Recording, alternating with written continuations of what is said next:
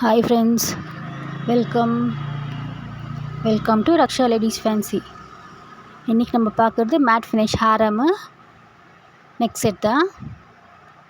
Earring, ஹாரமு, அது அப்புறமா short நெக்லேஸு எல்லாமே உங்களுக்கு ஸ்டோன்து பேர்ல் ரெண்டுமே வரும். எல்லாமே உங்களுக்கு 1500 வரும். உங்களுக்கு